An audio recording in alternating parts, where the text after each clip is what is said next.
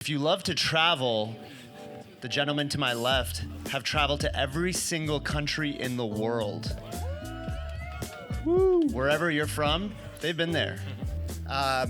Drew, Thomas, I'm honored to be here with such an incredible backdrop. You guys are some of my best friends and also lucky to be able to call you guys business partners. For those who don't know, maybe give a little background on who you are, where you've been, and your career as a content creator. Maybe Drew, starting with you. Hey everyone, how you doing? How's the view looking? Pretty spectacular. My name is Drew Binsky. I'm from Arizona. I've been to every country in the world. I make a living making YouTube videos, long-form documentaries about people, places, and culture. I started traveling by studying abroad in Prague in 2012, and I'm actually currently spending this whole summer in Prague. And then I taught English in Korea for 2 years, started a travel blog, which evolved slowly into making videos. I've now been doing this for about 8 years, so it's a lot of fun, and I feel like I'm just getting started. There's a lot of excitement around what we do, and Thomas will introduce himself next. Beautiful. Hello, everybody. My name is Thomas, one of the co-founders of a YouTube channel called Yes Theory. Our goal is to, wow, thanks guys, is to build bridges, I would say, with people and places around the world. I think there's a lot of media that is focused on the negative, and we just like to travel around the world and connect people. And ultimately, we look for the real human stories that are rarely, if ever, told, and aiming to build an incredible time capsule of some of the greatest humans that exist around the world. And so, yeah, been doing this for 10 years this month, and been using Epidemic since 2016, and Me too. super happy to be here. I'm curious, maybe to start it off, how you guys decide that a story is worth telling, if the story is uncomfortable to tell, controversial to tell, or just inconvenient, obviously, to tell, and how do you guys evaluate the stories that you choose to take on? I have a large spreadsheet of about 3,000 ideas, and I categorize them by destination, because I usually look at a map. When I travel, I'll do like 2 weeks, and I'll get like 4 or 5 videos, and I'll try to make it like, okay, if I'm gonna go to the Middle East, I'll do Syria, Lebanon, Oman, and Iran. I'll try to do that in one trip. How do I find the stories? I have a great team, and we bounce ideas off each other. I have friends, sometimes we bounce ideas, and then nowadays I'm starting to think a lot in like titles and thumbnails, like what is the video gonna look like, how is it packaged, and if there's like a through line in the video. I try not to go to places, for example, Cannes, it's beautiful, but like, hey guys, look at these beautiful mountains, look at the houses, like that's so predictable, and there's nothing deeper there. So as Thomas said, it's all about humanity, human stories, so I try to gravitate towards that as well. I think when you've been thinking about ideas for 10 years, you develop a pretty good intuition over what is interesting and what isn't. And you can kind of, I think we've iterated and told enough bad stories to know that, okay, there was something missing there. And then when you process that, I think your intuition evolves. And I think now when I hear an idea or a concept, pretty quickly I can figure out if I find it worthy of pursuing. And I think when you spend a lot of time on YouTube, like I think we all do, you also know when a concept feels like, well, everyone's already done that, or this feels repetitive, it doesn't feel like it's moving the needle forward. And so for me, I think, what does the idea evoke emotionally to me when I think about it? You know, can I visualize it? Can I feel something? Do I get inspired to... I get a lot of inspiration with music, actually. Sometimes I think about a trip and I have a song in mind that I want to use before I even go. And so you look for inspiration in different places, but I think ultimately is like, what is the feeling that this evokes, and where do I think I could take this where it hasn't been taken before? And so, you know, Drew and I travel to similar places, sometimes the same places, but we have different angles. And so if I see that Drew has done a great story there, but I feel I can do my angle of it, then I will still pursue it, right? And I think it's, do I feel like I can say something new here?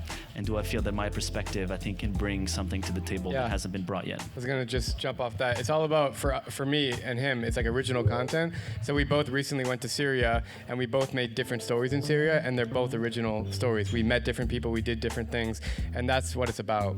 We try not to do the same repetition of what else exists. And when you guys are going to a place that you've never been to, whether it's a country or city you've never been to, how much of the story that you want to tell is formed in your mind, and how much do you allow yourself to be open to the experience? How do you balance both of those? Because as like a creator, you want to make sure that you get a good video, but maybe like how much do you not want to already go in there assuming you're going to experience something that you've never actually even been there or seen it for yourself? How do you kind of weigh both those things in your mind at the same time? My co-creator Stefan in the crowd here has a great quote, which is using a compass, not a map. And so I think when we go into a story, I try to have a direction, a North Star, but it can't be so rigid that you miss the magic of the person that's walking right in front of you, right? And you can't script that. And I think the best moments, I think we can all agree in our videos, are always the unscripted magical moments, you know? Not that anything is scripted, but like the unprepared ones, the unplanned ones, right? Like you plan to go to a place and maybe you have some kind of an idea of different things you want to see there, but ultimately the absolute most rewarding thing from my experience, but also from, I think, in the story, is that encounter that you could never have written, because that also immediately makes your story a story that nobody else could tell, because no one is going to run into that person in the same way, and no one is going to be able to tell their story. And so I try to have a direction, I try to have a sense for this is sort of where I'm trying to go, but I'm always open to let the story guide me, and I have like some flexibility always, because if you just go in too narrow, I think you miss the magic. And I like to keep it spontaneous. I have one vision, I guess the North Star, as Stefan and Thomas suggested. In 2 weeks, I'm going to India to film a story on the wettest place on Earth. They get more rainfall than any other place in the world. And that's why I'm going, to like learn. But I have to find the local person that I can latch onto that's going to show me something cool in that place. I can't just go there with an umbrella and be like, yeah, it rains here. How does that help or hurt the economy? And how are people living there? What new jobs are formed? And so I have a local guide already. And I think with both of us, we really trust our local guides. That's a huge thing. Like, we can just show up somewhere, but we feel lost. Usually we only have a few days in that place. We don't speak the language. We don't know how to get around. So having a local friend really helps us, navigate places and introduce us to more people. So that's kind of keeping it spontaneous, but having a good vision of what we're shooting is the most important thing. And for the creators here, when you show up somewhere and you're trying to find that human, how are you using your camera or not using your camera? And how you do that affect how people respond to you? Because I imagine in a lot of places you can show up, you're like a white dude carrying camera. What are the things that you do or don't do in order to elicit like genuine and authentic responses from people? And how much are you conscious of the effect that has? Great question. I just do the smile trick. If you just kind of make eye contact with someone, smile at them, they smile back. Seriously, like generally, everyone's different. Some people are really warm. They see me holding a camera. I don't hide my camera behind my back. I'm holding a camera, and if people are really genuine and they come up to me, and they see me filming, it's great. What I did in the early days, which I don't do anymore, is like just show up with a camera in someone's face, because like, I don't know if I would like that, Everyone's different, and there are some countries in the world, like the Philippines, like Vietnam, like Southeast Asia, where 99.9% of people would love the camera, and there are other places in the world that they're a little more hostile towards people filming. So you just try to read the person, and then I tell them, hey, I'm making a YouTube video, do you want to be in it? And most of the time it's yes. Would you say? Most of the time? Yeah, I think it's a good point, the cultural differences. I think being aware of the country that you're in and being respectful of how they like things to be done, right? And then I think the energy that you show up with, if you're kind of nervous and like acting kind of strange, and they're gonna think that, what is this? Is this some prank or something, right? And so, but if you show up very open, very curious and genuine, and you're present with them and you're making eye contact, I think it's much easier to then be able to just like capture a real human moment. And the goal is to just forget about the camera, right? And so if you can make them forget that you are filming, and just for them to just be human, that's like the sweet spot. I have to know, is there a part in your travels or somewhere where you've been where you've had a moment where you went like, ah, shit, maybe I've gone too far, or I've done too much, or this has gotten crazier than I had anticipated it getting? In terms of like filming someone and it became like a dangerous situation? Or even just in traveling to places, I think one of the interesting things is you all have been to places that, I mean, many, including myself, have warned you, maybe you don't want to go here. And then, oftentimes you're taking every precaution that you can. Have you ever been in a situation where you're like, yeah, maybe I should have taken that advice and not done this way? I think it's good to give specific examples instead of just saying we went to a country, we went to a place. So Thomas and I went to Mauritania in 2020. Man, that was 5 years ago. Wait, where's Mauritania? Mauritania's in West Africa. It's in the Sahara Desert. It's South of Morocco. It's north of Senegal, south of Morocco. And we filmed a video about riding on this iron ore train, which is both the longest and heaviest train in the world, and it carries iron ore, which is like a resource, a mineral. It looks like black dust. Carries it from the middle of Sahara, 20 hours to the coast. And Thomas and I just went by ourselves. He speaks French, thankfully, because a lot of people there speak French and Arabic. And we got dropped off in this town. And do you remember walking through that market? Like, it was hard to shoot there. And so that was a good moment where it was like, we can't just be running around. I remember how sketchy both of us felt. And we ended up sleeping on a floor with like a blue mat, and there was a TV there. Like, the point is, some people like to be on camera and some don't, but walking in public in that town, in the market, we both just like put our cameras down, and we can't just be filming people here, because we didn't feel welcome. That's one example I can think of. I mean, most of the time, to be honest, it goes fairly smoothly. And I think that's the surprising part. And I've had some issues, not in the countries that I was expecting to have the issues. And so I think it's good to keep in mind that, like, you can get in trouble anywhere, right? I have a friend who was just in Rome and got his camera stolen there. Like, who knows? So I think it's just being humble, being aware of where you are, and being respectful of whatever culture that you're in, and then taking whatever precautions that you can if you're choosing to take some risk. But then, yeah, just there's always going to be a level of things that can happen. And I think,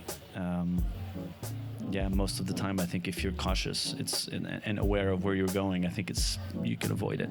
It also comes back to trust in local friends. In Mauritania, we didn't have a local friend, which maybe hurt us, but if we had a local guide with us or a person who's from the country, they break the ice, and we just kind of follow their lead, and it's helpful for everyone because we have more freedom and flexibility to shoot. We're not offending anyone, we're not hurting the culture, we're getting permission to be places. So the local friend thing, a lot of people ask me, like, how do you find local friends? Well, Instagram, my community, the travelers I know, we share contacts, so it's just like, it's not hard to find a local person. You can go to meetup.com or couchsurfing if you want to find people.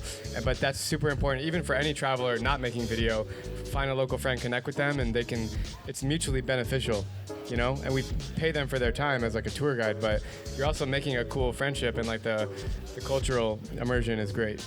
So some of the people that you're having as a guide are not professional guides? Oh, so this isn't something they do. I would say this is news to me. I would say like 10% of my guides have been actually like licensed like professional guides. Like in Iran, well, my recent video was from Iran. Like, as an American, I have to go with a guide. I can't just show up. With an EU passport, you can just show up. So I had a guide there. But whether they're a licensed guide or not, I look for someone who's not shy, someone who's friendly, open-minded. If you put on a camera and they're just like curl up in a ball, that's not going to work for the video. So, yeah, it's a combination of many variables. Very interesting. Anything to add, Thomas? It's okay, nothing to add. No, yeah, I think it's being a guide doesn't always mean that they'll be a great adventure partner, right?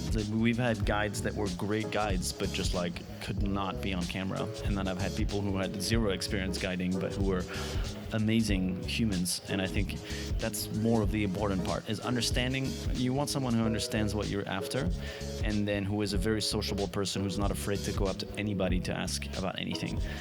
And then doors will just open. Yeah, that makes sense.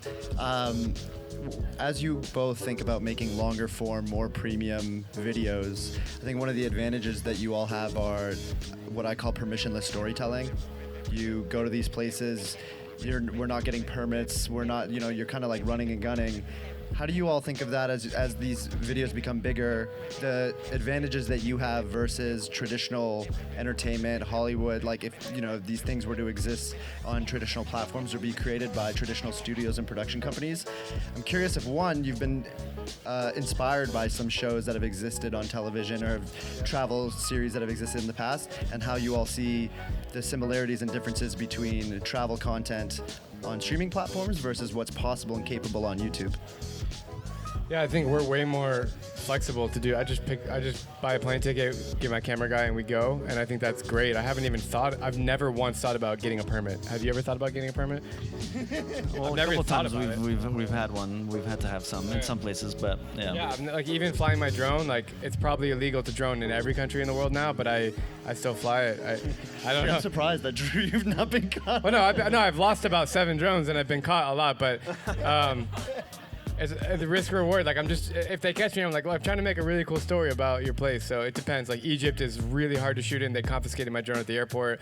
In India, I've been caught flying my drone and they don't like it there. But if I was gonna go through the process of getting a drone like permission, I'd have to hire a team to do that. Like that doesn't make sense for me. So it's just a risk reward thing. It's not like I'm a criminal. I'm not bringing cocaine into a country if I'm flying a drone. So yeah, it's really easy. It's the first thing that popped in my head.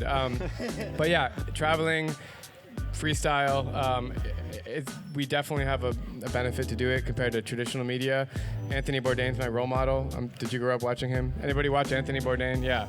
I try to carry on his legacy, but yeah, when I look at the behind the scenes of his shoots, he has like 20 people on set, and that gives me anxiety. Like having a guy holding a mic and like all that's like the producer with the thing, the radio. I'm like, what is going on? So I don't think I could ever, even if Netflix were to offer me a big paycheck and they're like, we want you to go travel around the world, we have a team following you, it would take me so much out of my element that I don't think I could do it.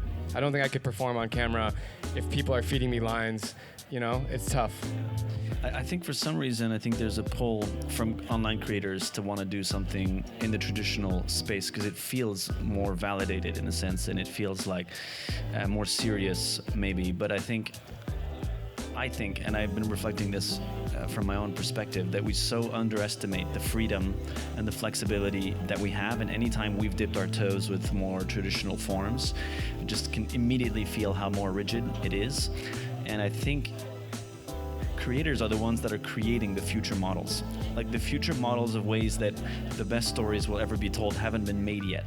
And that's all still available for people to go after. We've been able to crowdfund documentaries, work with amazing brands to create powerful stories. There's the new models are being created now, and AI is just going to make it 10 times more democratized. So I hope the creators will just embrace the freedom that they have on the platforms rather than wishing to or hoping to get a bigger deal with some Netflix thing, because that could be super fun and can be amazing for some people. But I think that most creators, especially our generation, what we want is freedom, and what we want is flexibility and the ability to choose and tell our own stories, not having people look over our shoulder and decide what to do and how to do it. And I think that YouTube has offered that. That no other generation could have before. And I think it's only going to continue swinging more and more in our direction. And so I think trying to go to traditional is like looking backwards rather than looking forward. And I think there's so many other ways to innovate and so much room to innovate that I hope that as a collective here, as all the creators here, we remember that like we are holding the keys that I think we're not even aware that we're holding, and to just embrace that, to go into the future and to innovate. Because those systems have not been created yet, and I think they're in our hands to make them. Fuck yeah. Well Agree. I have nothing to add to that. I agree with everything you said.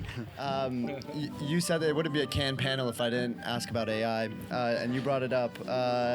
I'm curious, do you think that travel is like what I'd call AI proof from a video creation standpoint? Because we want to see these real human stories. You can't AI slop this type of stuff, and nor would it be interesting to have AI generated content that way. How do you all think of AI coming into this world?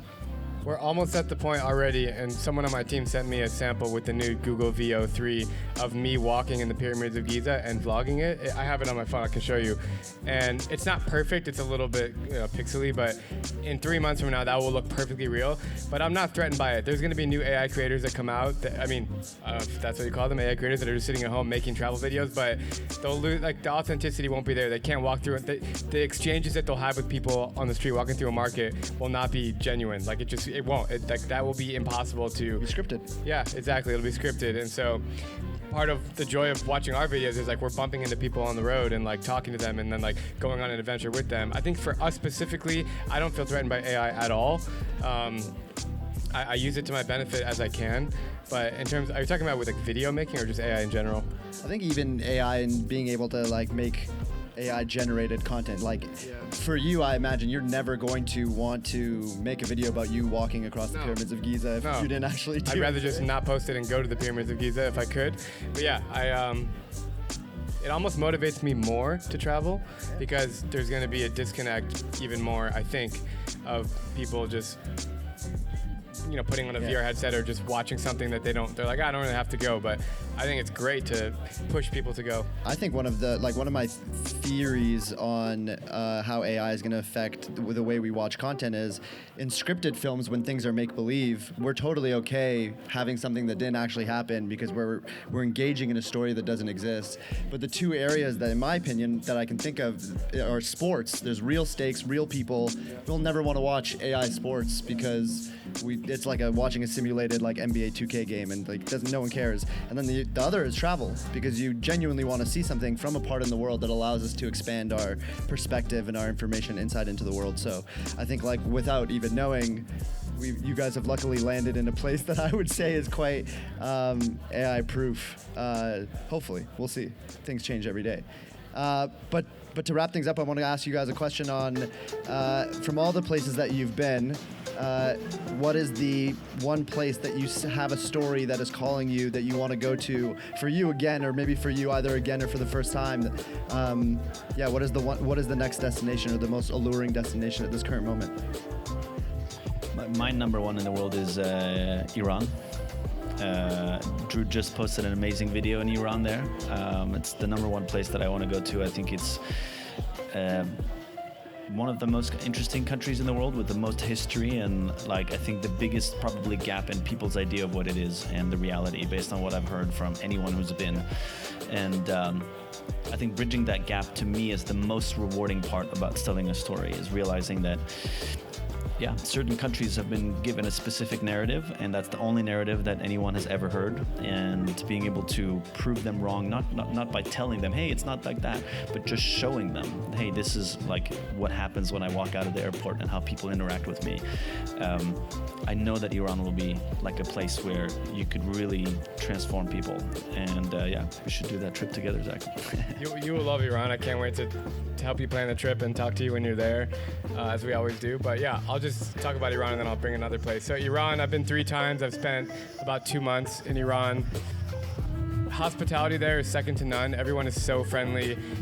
They love America and Americans, like obsessed. And that's kind of crazy because when you look at the news, you would not realize that. But everyone has an uncle in the US, or they're learning English, or they just love watching NBA or whatever it is. They're just fascinated with the US. Once again, I know that's probably not what you would believe if you just watch the news, but ancient wonders, so many different dynasties, conquered Iran, and there's so many old.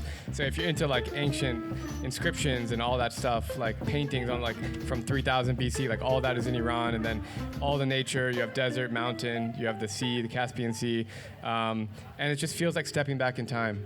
Like it really does. The way that people act, they're a little more modernized than I would say Afghanistan. In Afghanistan, they actually dress like 100 years ago. In Iran, they dress like we do, but well, in some parts they don't. But yeah, they're just very traditional and genuine, and they will like break their back to give you a cup of tea and like force you to come in their house. Tarov. Anyways, I'll talk about another place real quick. This panel is sponsored by the Islamic Tourism Board. Yeah. I literally just posted a video in Iran. I can talk about it all day. But really quick, another place I really want to go is in Venezuela. There's this tribe called the Yanomami tribe, and they live like in southern Venezuela. They're really hard to access, but they're just really they have this really fascinating like hunter-gatherer lifestyle, and I love to do tribe content. I just think it's really fascinating and cool to feel like you go back in time. But getting the visa to Venezuela is going to be tough. I am getting a Lithuanian passport soon from my grandparents, so that's awesome. Once I get that, I can go to Venezuela. But yeah, hopefully you can go soon. That's amazing. Well, thank you guys for spending your time and sharing your stories. Thank you again for Epidemic Sound for letting us come here and run, I believe Forbes called it Cannes' only creator for creator panel, where creators actually got to do the programming. So shout out to Epidemic Sound for blazing that path and letting creators do it their own way. But another round of applause for these two gentlemen. Thank you guys. Thank you.